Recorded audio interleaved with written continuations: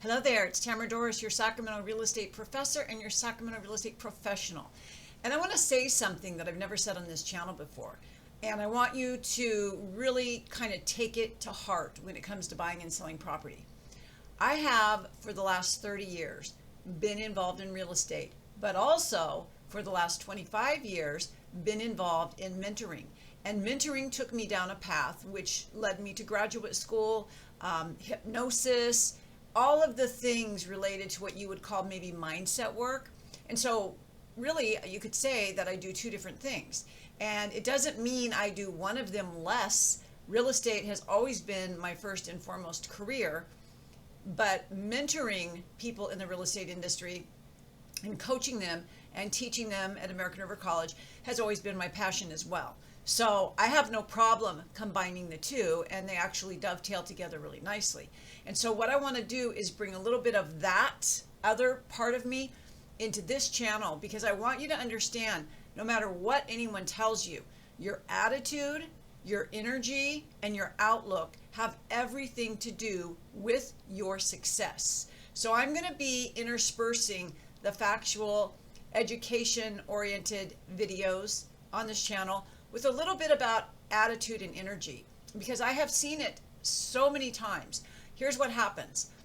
Real estate is a very cyclical industry, but it also is a very emotional industry. And sometimes I'll have students or coaching clients say to me, yeah, but I've got it together. I don't get emotional. But here's what happens. If you hire an agent who is not regulated, and that means their nervous system is always in go, go, go, go, go, that's not going to be your best bet. Why? Because those are the kinds of agents that are very reactive. Those are the kind of agents that may say something really quick or text something really snotty or be very difficult to work with for other agents. And what that does is it contaminates, it pollutes the entire transaction. And if you list with someone like that, you're going to be really sorry, because that person's representing you. But let's take this back a notch. I'm not talking about hiring an agent right now. I'm talking about you as a buyer or seller. How important is your attitude? Listen, I have written so many books. Several of my books are on real estate, but some of them are just on mindset and the importance of your attitude and your outlook and your energy. And I'm here to tell you, I don't care what industry you're in. I don't care if you're trying to buy a house or a car or start a business. Your attitude, your energy, and your outlook have everything to do with your success. So sometimes I'll have a new client come to me and they'll want me to list their house, and I can tell that they're very negative. They will talk maybe about politics and about how they don't trust agents, and if that buyer thinks they're going to get that out of me, and I automatically get a red flag that this person is going to be a challenge to work with because they don't have the right attitude. Now, it doesn't mean I won't work with them, but I will tell them, I will educate them, and I will say, trust me when I tell you that your attitude and your outlook and expectations have everything to do with whether you're trying to find the perfect home to buy or you're trying to get top dollar for your property that you have. Anyone who hires me is in luck, because I know all this stuff, and I put a whole lot of attitude, energy, and outlook into getting the very, very best for my clients.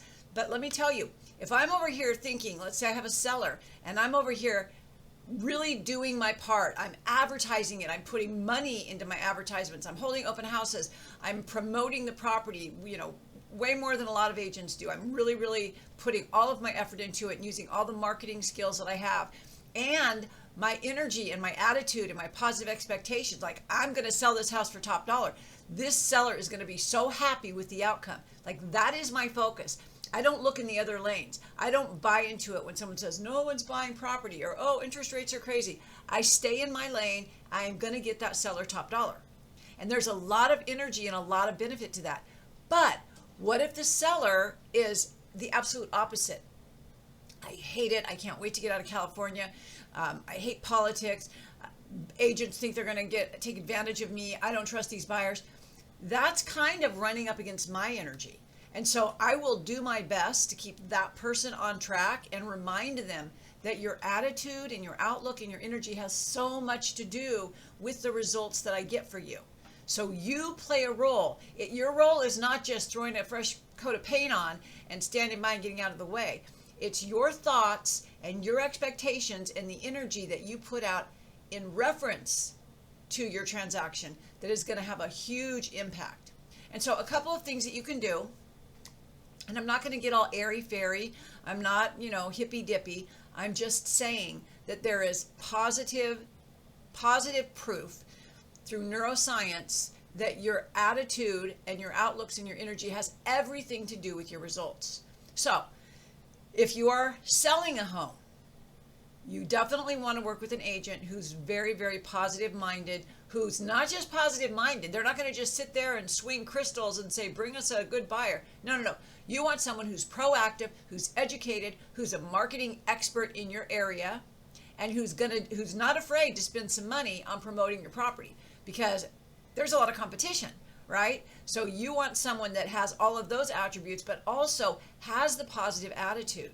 And you can tell, because when you say things like, gosh, I can't wait to get out of California, does that agent say, yeah, me too? Or does he or she say, okay, let's get you top dollar. Let's stay focused on the goal here, right? It's going to play such an important role. Now, if you're going to buy a house, again, you don't want an agent who says to you, yeah, but there's so much competition right now. We're just going to have to get in there and cut throat. You don't want that either. But your role, whether you're a buyer or a seller, is to really, really put your intentions on the fact that you're going to get the end result that you want. Are you selling your property? You want to get top dollar. You want a stress-free, hassle-free transaction. You don't want a buyer who's going to nitpick every last thing and try to $5 you to death. You don't want that.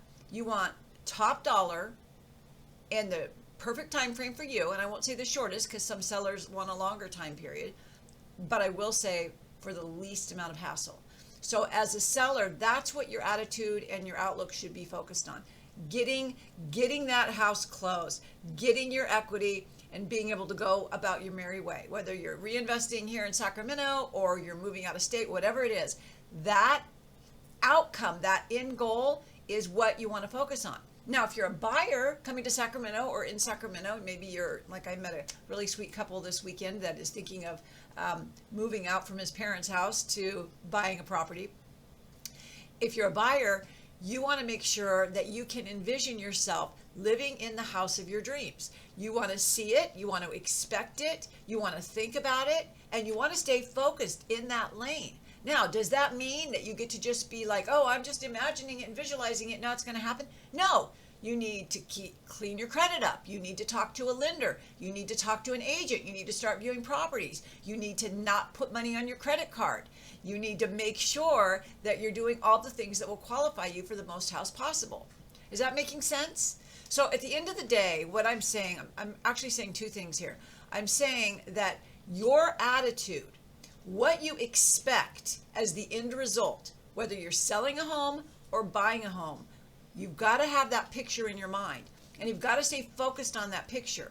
And I'm going to tell you, real estate is really emotional. So if you're a seller, you will have buyers that ask you for things that you are just like, what? Are they crazy? Why am I paying for that? I'm not paying for that. But I just caution you before you get really angry to just breathe and slow down and trust your agent. If you hired an agent who has this same attitude, you want to make sure you have an agent who has the absolute best in mind, who is proactive, a market expert, and who isn't afraid to tell you, we need to stay focused. Like, I love my sellers, but just yesterday I was talking to one and she was getting worried because she thought that the buyer was asking for too much. And I said, okay, let's just stop and let's just breathe.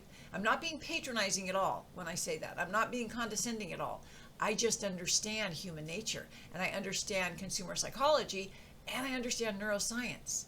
And there's just too many facts, too many documented studies that prove that our attitude, our outlook, and the expectations we have so much to do with the results.